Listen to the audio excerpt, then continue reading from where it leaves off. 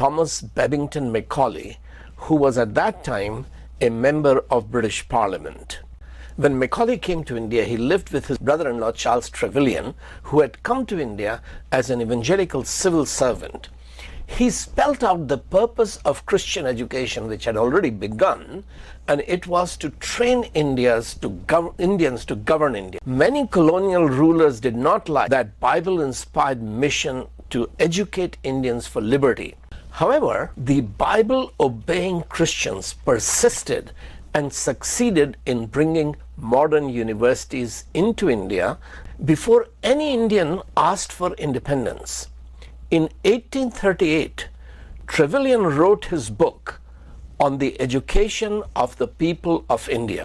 He wrote, "The existing connection between two such distant countries as England and India cannot, in the nature of things, be permanent.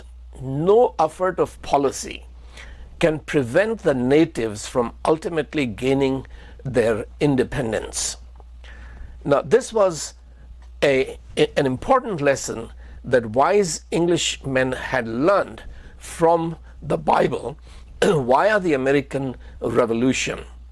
If they couldn't keep the 13 colonies as colonies, they will not be able to keep India. But Trevelyan goes on to write, there are two ways at arriving at this point of India's independence.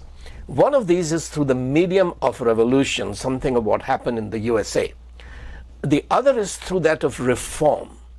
Revolution, he said, will end up in complete alienation of mind and separation of interests between ourselves and the natives. But educating India to reform India will end up in a permanent alliance which is founded on mutual benefit and goodwill.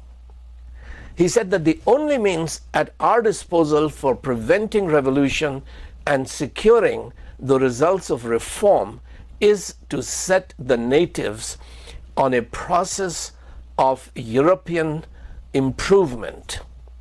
Just like education transformed Europe, we must educate India to transform India.